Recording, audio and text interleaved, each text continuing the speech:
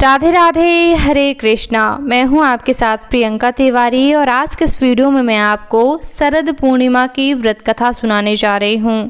साथ ही साथ आप स्क्रीन पर शरद पूर्णिमा की पूजा विधि भी देख पाएंगे। तो चलिए व्रत कथा प्रारंभ करते हैं। शरद पूर्णिमा व्रत कथा। एक बार नारद जी पृथ्वी पर घूमते हुए पृथ्वी पर मनुष्यों को नाना प्रकार की व्याधियों में जकड़ा हुआ देखकर अत्यंत दुखी हुए और विचार करने लगे कि इस पीड़ित मानवता को किस प्रकार दुखों से मुक्ति दिलानी चाहिए। जब हर प्रकार से विचार करने पर उन्हें कोई युक्ति नहीं सूझी तो भगवान श्रीहरि का ध्यान करते हुए मुख से नारायण नारायण का घोष करते हुए सागर की ओर प्रस्थान किए। वहां पहुंचकर क्या देखते हैं कि भगवान श्रीहरि शेष शैया पर विराजमान हैं तथा लक्ष्मी जी उनके पांव दबा रही हैं। यह देख नारद जी ने तुरंत साष्टांग प्रणाम किया और भगवान श्रीहरि विष्णु की स्तुति करने लगे। हे नारायण, आप हर समय अपने भक्तों की रक्षा व पालन करते हैं। आपकी कृपा के बिना पत्ता भी नहीं हिल सकता। आप ही जगत में उत्पत्ति एवं प्रलय के मूल कारण हैं। आप हर प्रकार से समर्थ हैं। यह सुनकर भगवान श्री हरि ने मुस्कुराते हुए कहा, हे नारद जी, आप धन्य हैं जो आप दूसरों के उपकार और जन कल्याण के लिए मन में विचार रखते हैं। इसलिए आज आपको एक पवित्र व्रत की कथा शरद पूर्णिमा जगत कथा सुनाता हूँ, जिस व्रत को करने से स्त्रियों की हर एक मनोकामनाएं पूर्ण होंगी व अंत में वे मेरे लोक को प्राप्त होंगी। इसमें कुछ संदेह नहीं है। पूर्व में यह कथा ब्रह्मा जी ने ही सूर्य से कही थी, सो ध्यान से सुनो और सुख वैभव संतति सुख की प्राप्ति करो। प्राचीन काल में एक ब्राह्मण की ब्राह्मणी शरद पूर्णिमा का व्रत विधि विधान से खीर बनाकर किया करती थी।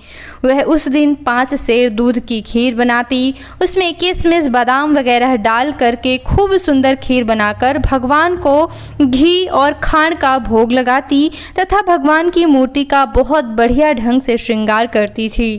उन्हें श्वेत वस्त्र, मुकुट, हार इत्यादि पहनाकर चंद्रमा की धवल रोशनी में उन्हें विराजमान करती, कीर्तन करती, भजन करती और ठाकुर जी को तरह तरह से लाड़ लड़ाती। और उसके द्वारा किए गए इस व्रत के प्रभाव से उसके घर के खीर, घी और खांड के सभी बर्तन सोने के हो जाते।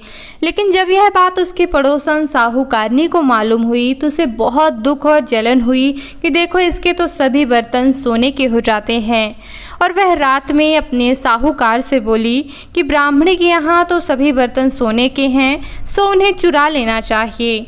साहूकार ने पीतल के बर्तन रखवा कर सोने के बर्तन चुरा लिए। तो ब्राह्मणी को सुबह यह सभी बातें मालूम हुई कि साहूकारनी ने मेरे सोने के बर्तन चुरा लिए हैं। तो उसने कहा कि हे शरद पूर्णिमा माता, अगर मैंने तेरा व्रत मन से किया है, नियम से किया हो, तो मेरे बर्तन सोने के हो जाएं तथा साहूकारनी के सब बर्तन मिट्टी के हो जाएं।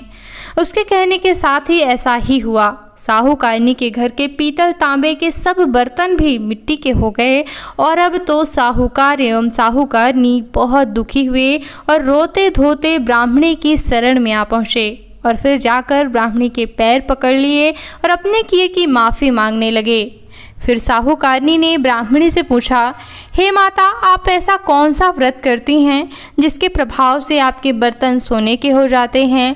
तब ब्राह्मणी बोली, मैं शरद पूर्णिमा का व्रत करती हूँ।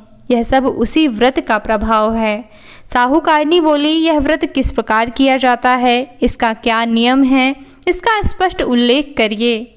तब ब्राह्मणी बोली, सब तरह से घर व अपनी सफाई करें, श्वेत वस्त्र धारण करें, ठाकुर जी का भोग लगाकर 4 हिस्सों में बांट दें। एक हिस्सा ब्राह्मण को दें, एक हिस्सा पड़ोसी के बालक को, एक हिस्सा गाय को दें तथा एक हिस्सा स्वयं सेवन करें। काठ के पट्टे पर एक लोटा जल भरकर रख लें, एक दीपक प्रज्वलित कर लें और रोली से पट्टे पर स्वास्तिक बना दें। फिर चावल व रोली से भगवान की पूजा करें और फिर दक्षिणा आदि चढ़ावें एवं चंद्रमा के निकल आने पर 1 लोटे का जल चंद्रदेव को अर्घ प्रदान करने के बाद रोली चावल चंद्रमा की ओर उछाल दें। हाथ जोड़कर नमस्कार करें और मन ही मन अपनी मनोकामना दोहराएं। फिर अपने हिस्से की खीर का भोजन करें। इस विधान को सुनकर साहूकारनी बहुत खुश हुई। उसने तभी से इस व्रत को करना शुरू कर दिया। इस व्रत के करते करते ही उसे 2 कन्या रत्नों की प्राप्ति हुई। बड़ी पुत्री का नाम सुमित्रा और छोटी पुत्री का नाम सुनीता रखा गया। दोनों बालकपन से ही धार्मिक कार्यों में अधिक ध्यान रखती थीं। दोनों के एक व्रत में एक फर्क था। सुमित्रा भी विधि विधान पूर्वक नियम से व्रत करती थी। सुनीता भी विधि विधान पूर्वक करती थी, लेकिन व्रत को बीच में छोड़ दिया करती थी, व्रत का समापन कर दिया करती थी। सुमित्रा जो पूरा व्रत करती थी, उसके सुंदर तथा दीर्घायु संतान उत्पन्न होती थी, लेकिन सुनीता के व्रत के खंडन के कारण उसके पुत्र जन्म लेने के कुछ ही दिन बाद मृत्यु को प्राप्त हो जाते थे। इस कारण सुनीता बहुत दुखी हो जाती थी। एक दिन सुनीता ने ज्योतिषी को कहा, मेरी संतानें जन्म लेने के बाद कुछ समय ही जीवित रहने के बाद मर जाती हैं, अतः आप इसका उपाय बताकर हमारा दुख दूर करें। इस पर ज्योतिषी ने कहा, ऐसा इसलिए होता है कि तुम शरद पूर्णिमा का अधूरा व्रत ही रखती हो। व्रत अधूरा रहने के कारण तुम्हारी संतानें मृत्यु को प्राप्त होती हैं। अतः तुम अपनी बड़ी बहन सुमित्रा को बुलाकर लाओ। उनके चरण स्पर्श से तुम्हारी संतान अवश्य ही जीवित हो जाएंगी, क्योंकि वह शरद पूर्णिमा का व्रत विधि विधान और भक्ति भाव से किया करती है। इतना कहकर वह ज्योतिषी वहां से चले गए, लेकिन पीछे सुनीता वियोग के कारण पंडित जी द्वारा बताई गई सभी बातें भूल गई। हर वर्ष की तरह जब शरद पूर्णिमा आई तो सुनीता ने विधि पूर्वक व्रत तो किया, लेकिन व्रत में कुछ कमी होने के कारण उसका जो पुत्र था वह मर गया।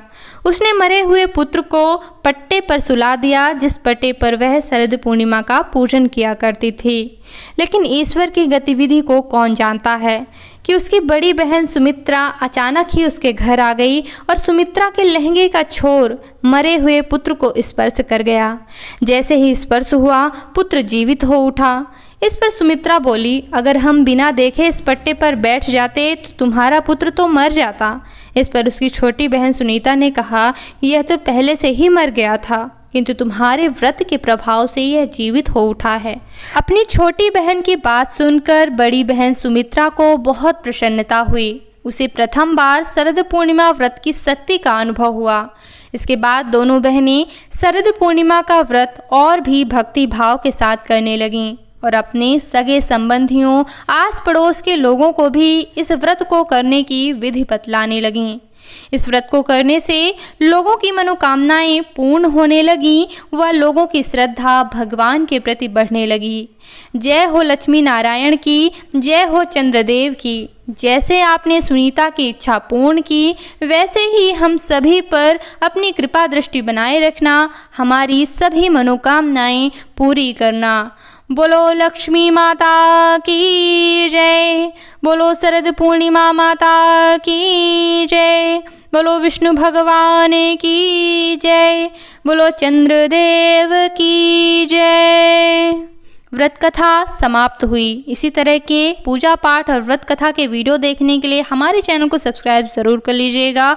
आप सभी पर माता लक्ष्मी की कृपा बनी रहे। जय हो लक्ष्मी नारायण की।